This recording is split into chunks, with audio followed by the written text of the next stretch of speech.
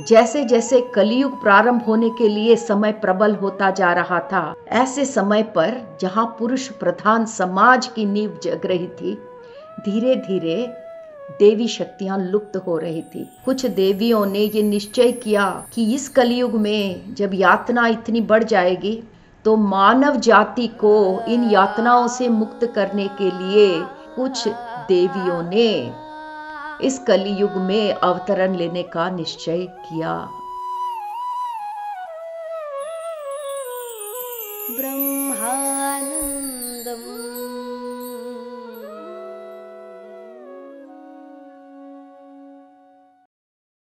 नमस्कार दोस्तों, ब्रह्मानंदम शो में एक बार आपका फिर मैं स्वागत करती हूँ। आनंद कर्निश जी द्वारा रचित a thousand seeds of Joy इस किताब से हम आपस में विवेक बांट रहे हैं दोस्तों। A joy of new creation, यानी कि एक नए सृष्टि का आनंद, इस अध्याय से हम गुजर रहे हैं दोस्तों।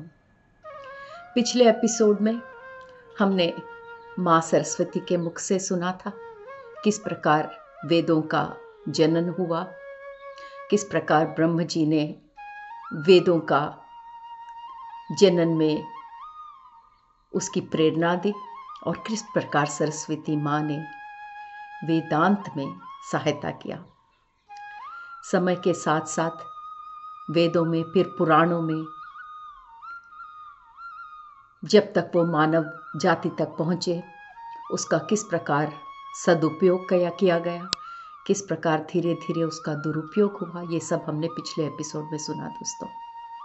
आगे बढ़ते हुए हम माँ के मुख से ये जानते हैं कि जिस तरह वेदों को समझने में, उसका उपयोग करने में धीरे धीरे भ्रष्टाचार हो रहा था भारतवर्ष में, उसी समय में विश्व में कई पुरातन देवी मंदिरों का नाश किया जा रहा था। तो यहाँ पर माँ सरस्वती हमें ये बता रही हैं कि एक ही समय में विश्व में किस प्रकार आध्यात्मिक मार्ग से मानवता हट रही थी। चारों ओर भय और आतंक एकदम छा गया था। जैसे जैसे करोड़ों आत्माएं जैसे ही इस समय को देख रही थी, कलियुग का प्रारंभ हो रहा था, से कई आत्माओं ने इस कलियुग के प्रारंभ में ये तय किया कि ऐसे माहौल में उन्हें धरती पर अवतरण करना होगा।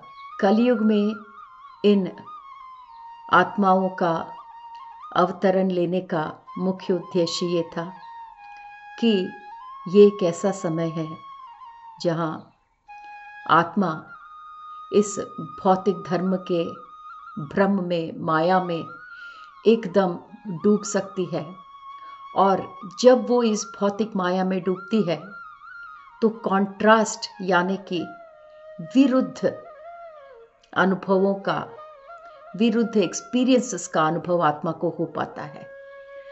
तो ये हमने पिछले एपिसोड में इसका जिक्र किया था दोस्तों। तो आगे बढ़ते हुए हम माँ के मुख से ये जानते हैं कि धीरे धीरे समय के साथ, मानव परिवर्तन के बदलाव के साथ, एक ऐसा समाज जहाँ स्त्री शक्ति और पुरुष शक्ति संतुलन में थी, ऐसे समाज से धीरे धीरे मानवता पुरुषाधिक्य धर्म अपनाने के मार्ग में चल पड़ी। तो यहाँ पर गौर करने की बात यह है दोस्तों कि जो धर्म की तरफ, जो मजहबों की तरफ मानवता बढ़ने लगी, वो पेट्रियार्कल धर्म थे, यानी कि पुरुष प्रधान धर्म। पेट्रियार्कल का मतलब है पुरुष प्रधान, मेट्रियार्कल का मतलब है स्त्री प्रधान।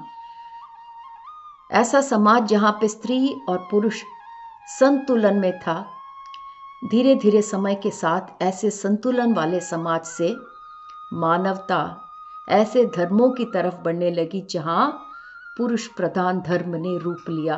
धर्मों के नाम पर, मजहबों के नाम पर कई युद्ध लड़े गए। देवी शक्तियां एकदम अतीत में छुप गईं। ऐसे समाज से, ऐसे धर्मों से जो पुरुष प्रधान धर्मों का रूप ले रही थी, यहाँ पर देवी शक्तियों का अदृश्य हो जाना, बैकग्राउंड में चला जाना बहुत ज़रूरी था। और जैसे जैसे देवी शक्तियाँ छुपती चली गईं, देविक शक्तियाँ, जैसे हम यहाँ पर जब देवी शक्तियों के बारे में बात करते हैं दोस्तों, देविक शक्तियाँ का कोई लिंग नहीं होता यहाँ, पुरुष लिंग स्त्रीलिंग, पर जब हम अवतार के रूप में देखते हैं तो वहाँ पर हम देव और देवी के नाम पर उनको समझते हैं, स्पष्टीकरण करते हैं। तो पुरुष प्रधान धर्मों के आगे बढ़ने के साथ साथ देवी शक्तियाँ विलुप्त हो गई या लुप्त हो गई। उनके जगह पर विष्णु जैसे देव शक्ति सामने आए। कलियुग को आगे बढ़ाने के लिए विष्णु जैसे देवी शक्तियों का, यहाँ पर देवी शक्ति नहीं, यहाँ देव शक्ति कहना है हमें। विष्णु जैसे देव शक्ति कलियुग को आगे बढ़ाने के लिए, अवतार लेने के लिए संसिद्ध हो गए या तैयार हो गए। और जैसे जैसे कलियुग बड़े जोश होश के साथ आगे बढ़ने लगा या पैर रखने लगा इस भूमि पर, माँ कहती है कि कई देवियाँ, जैसे मैं, माँ अपने आप को मिलाते हुए, इंक्लूड करते हुए कहती है, मेरी जैसी कई देवियाँ, भले ही देवी शक्तियाँ काफ़ी थी, सब धीरे धीरे अपने आप को छुपा लिया, पर कुछ देवियाँ इन्होंने निश्चय किया कि ऐसे समय पर जीवन की जो बहाव थी उसको संतुलन करने के लिए इन्हें अवतार लेना पड़ेगा। और इनको संतुलन करने के लिए ही नहीं दोस्तों, ऐसे मार्गों के प्रारंभ करने के लिए जिसके द्वारा मानवता को दुख और दर्द से मुक्ति मिलेगी, ऐसे मार्गों के प्रारंभ करने के लिए इन देवी शक्तियों को इस कलियुग में आना था। तो दोस्तों यहाँ इस बातों को जो माँ हमें बता रही है, इसे एक बार हम समझने की दोबारा कोशिश करते हैं। तो यहाँ पर माँ कहती है कि जैसे जैसे कलियुग प्रारंभ होने के लिए समय प्रबल होता जा रहा था, कलियुग का एक प्रधान गुण, जैसा कि हम समझ रहे हैं दोस्तों, वेदों के सार के द्वारा, वेदों के उपयोग से हम धीरे धीरे ये बात माँ सरस्वती से सुन रहे हैं कि पुरुष प्रधान समाज, ऐसा समाज जो पुरुष प्रधान धर्मों को आगे बढ़ाने के लिए तैयार था, ऐसे समय पर जहाँ पुरुष प्रधान समाज की नींव जग रही थी, धीरे धीरे देवी शक्तियाँ लुप्त हो रही थी। हालांकि देवी शक्तियाँ लुप्त हो रही थी, पर माँ सरस्वती जैसी कुछ देवियों ने ये निश्चय किया कि इस कलियुग में जब यातना इतनी बढ़ जाएगी, मानव त्राही त्राही करने लगेंगे, तो मानव जाति को इन यातनाओं से मुक्त करने के लिए कुछ नए मार्गों को सामने लेकर आना पड़ेगा इस कलियुग में। और उसके लिए माँ सरस्वती जैसे कुछ देवियों ने इस कलियुग में अवतरण लेने का निश्चय किया। और माँ ये कहती है कि जिस समय से हम गुजर रहे हैं वो कलियुग का अंतिम अध्याय समझ लो। ऐसे अंतिम अध्याय में कई देवियां दोबारा इस कलियुग में फिर अवतरण ले रही है, फिर सामने आ रही है, ताकि आत्मानुभूतियों के ब्रह्मानंद को एक बार फिर इस धरती पर लेकर आ सके। ऐसी धरती जहां डर और सफरिंग, पेन, इसका आतंक छाया हुआ है, मानवता दुखों के सागर में डूब गई है।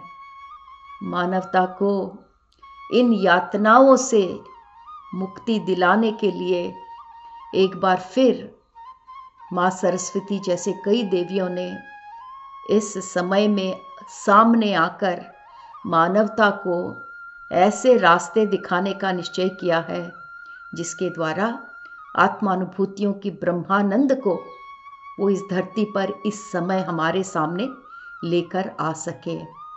दोस्तों, माँ के कहे अनुसार इस दौर से मुक्ति पाने का जो मार्ग देवियाँ सामने लेकर आ रही हैं वो आत्मानुभूतियों द्वारा प्राप्त हुए ब्रह्मानंद का ही मार्ग है।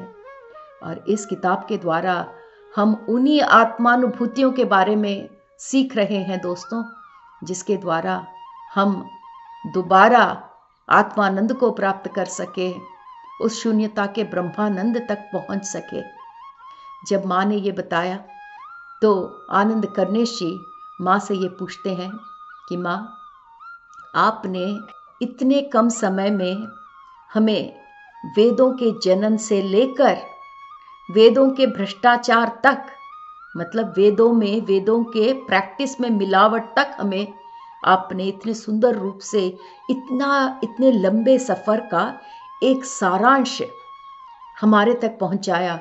किस प्रकार एक संतुलन समाज से पुरुष प्रधान समाज का रूप आपने हमें दिखाया, किस प्रकार आपने हमें ये समझाया कि हम किस दौर से गुजर रहे हैं। पर माँ, आपने शुरू में हमें बताया कि वेदांत की प्रेरणा आप हो, तो आप क्या हमें इस वेदांत के मार्ग के बारे में कुछ बता सकते हैं।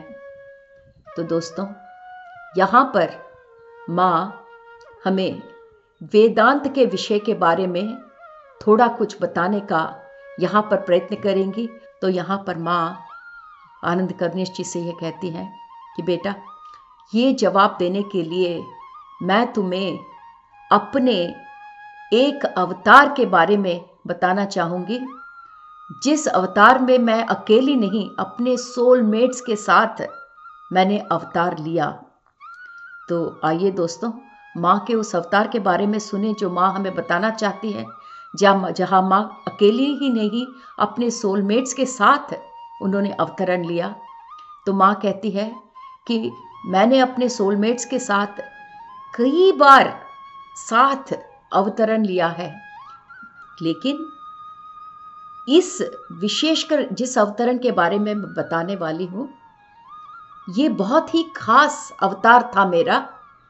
और इस अवतार में सब कुछ सिद्ध किया गया था ताकि इस अवतार के जरिए आगे आगे विश्व, हमारे यूनिवर्स का और भी विस्तार हो। तो माँ यहाँ ये कहती है कि इस पर्टिकुलर अवतार, ये पर्टिकुलर जो मेरा इनकारनेशन था, मेरा अवतार था, जो मेरे सोलमेट्स के साथ मैंने लिया, ये बहुत ही क्रूशियल था, बहुत इम्पॉर्टेंट था। किसके लिए? आने वाले समय के लिए। और वो आने वाला समय क्या था? विश्व का, यूनिवर्स का, ब्रह्मांड का विस्तार। माँ कहती है कि एक नया आत्मचक्र शुरू होने को था। और एक नया आत्मचक्र का मतलब ये होता है, आगे आगे हम पढ़ेंगे दोस्तों, एक अध्याय है आत्मचक्र पर, जिसे अंग्रेजी में कहते हैं सोल साइकिल। दोस्तों, सोल साइकिल मतलब आत्मा के चक्र का मतलब ये है कि जिस अवतार के बारे में मैं बताने वाली हूँ, ये समय बहुत विशिष्ट था, क्योंकि यहाँ पर एक नया आत्मचक्र शुरू होने वाला था।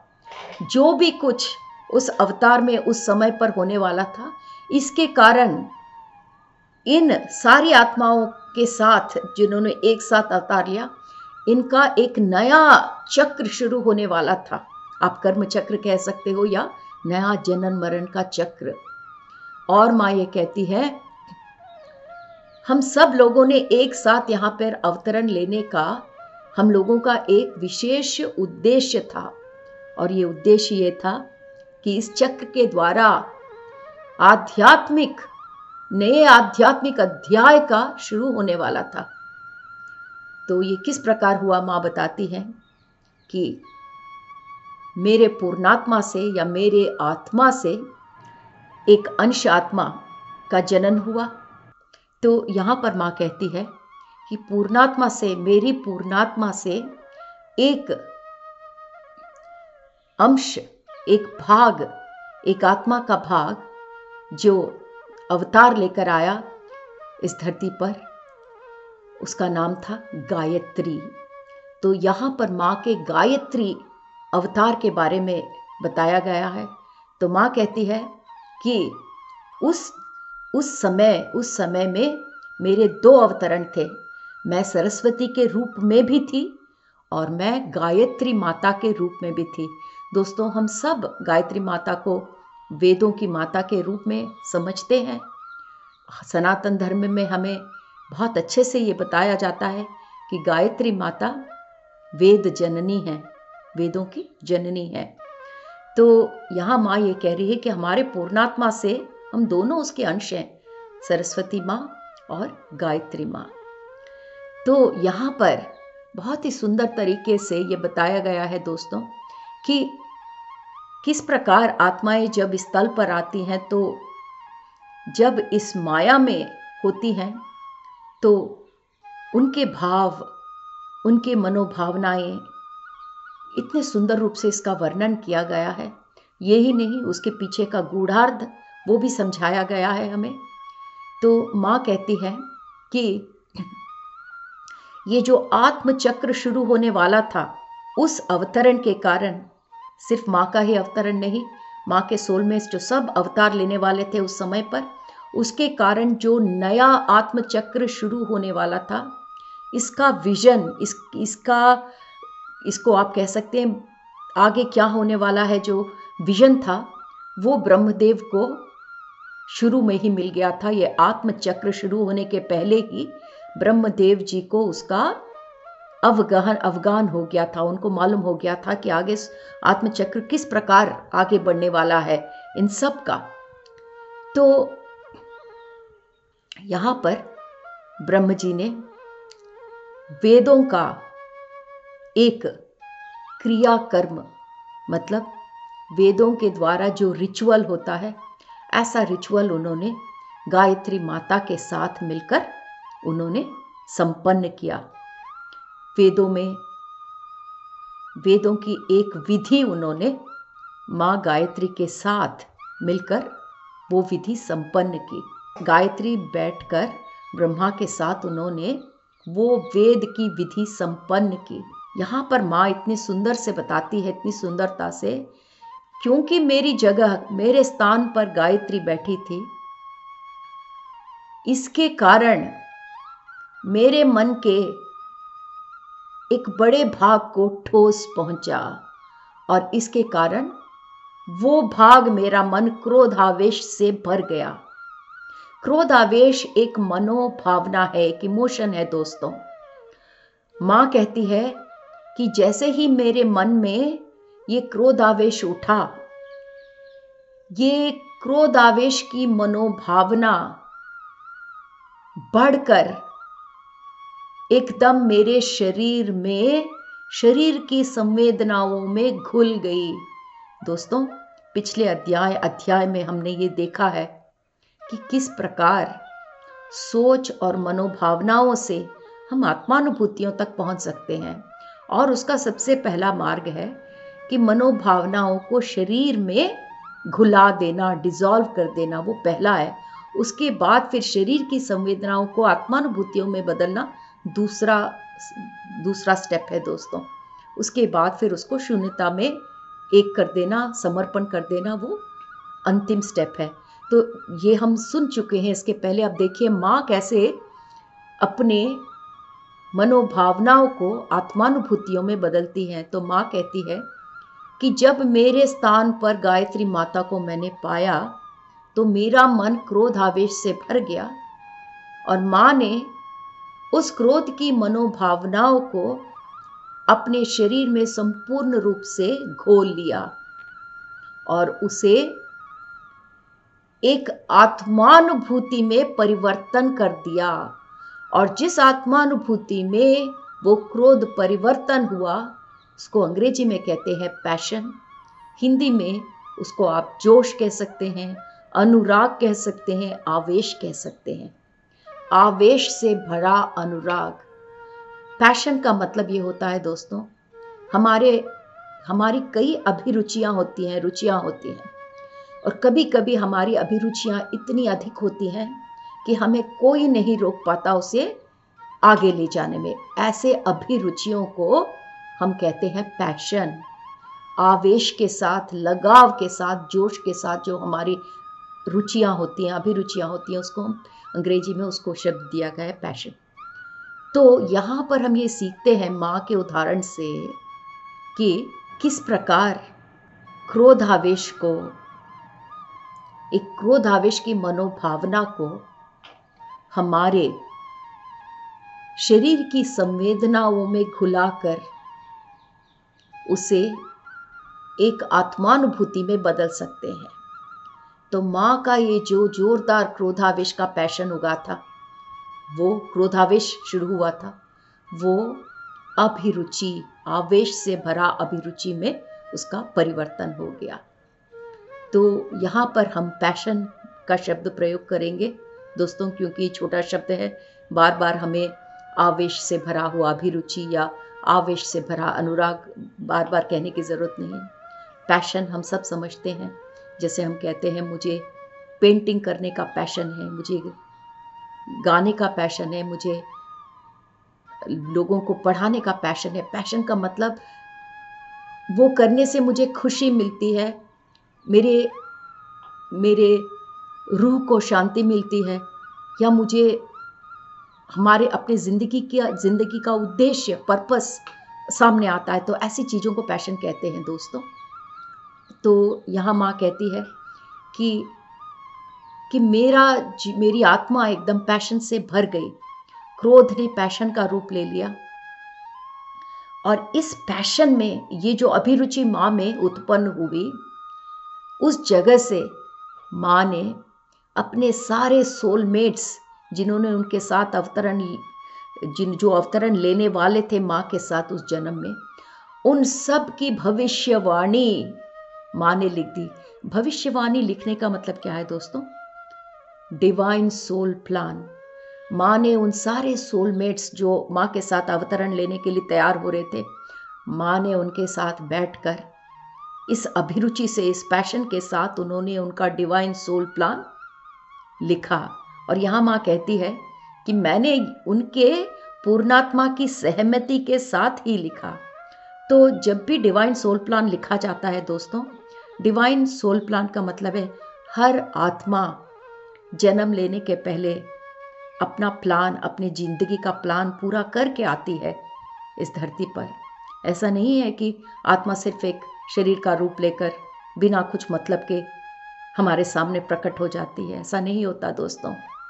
हर एक मनुष्य जो आज हमारे सामने है, उन सब का एक डिवाइन सोल प्लान है दोस्तों। तो कहने का मतलब ये है कि आत्मा शरीर का अवतरण लेने के पहले अपने पूर्णात्मा के साथ बैठकर भली भांति अपने कर्मों को मद्देनजर रखते हुए आगे आने वाले जन्म या अवतरण के लिए पूरा ब्लूप्रिंट, इसका मतलब कौन से अनुभव के लिए मुझे आना है, आत्मा को क्या सीखना है, इस आत्मा या आध्यात्मिक प्रगति में मुझे और क्या कार्य करना है, ये सब आत्मा अपने पूर्णात्मा के साथ बैठकर प्लान करके फिर शरीर का रूप लेती है। तो माँ यहाँ पर यह कहती है कि उन सारे सोलमेट्स के अवतरण के लिए जो सोल प्लान, जो दिव्य आत्म प्रणाली उनके लिए तैयार होना था, उसमें मैंने उनके पूर्णात्मा को बहुत ही सहायता दी। जो पैशन, जो अभिरुचि मेरे मन में उठी, उसने इस तरह काम किया कि मैंने उनके पूर्णात्माओं के साथ बैठकर उनके उस अवतार का जो उद्देश्य था, जो हम कहते हैं दिव्य आत्म प्रणाली, उनके साथ बैठकर उन सब सोलमेट्स के लिए मैंने दिव्य आत्म प्रणाली लिखने में सहायता की। तो दोस्तों, ये बहुत ही रुचिकर कहानी हो रही है ऐसी कहानी जिसके बारे में हम बहुत थोड़ा जानते हैं। तो आज का एपिसोड मैं यहाँ ख़त्म करती हूँ। अगले एपिसोड में हम आगे जानेंगे कि माँ ने इस पैशन के साथ जो दिव्य प्रणाली इन सह आत्माओं के लिए लिखी, उसका आगे जाकर क्या नतीजा हुआ, उस सोल साइकिल जो आत्मचक्र है वो किस प्रकार हमारे सामने आया। अगले एपिसोड में हम फिर मिलेंगे। नमस्कार।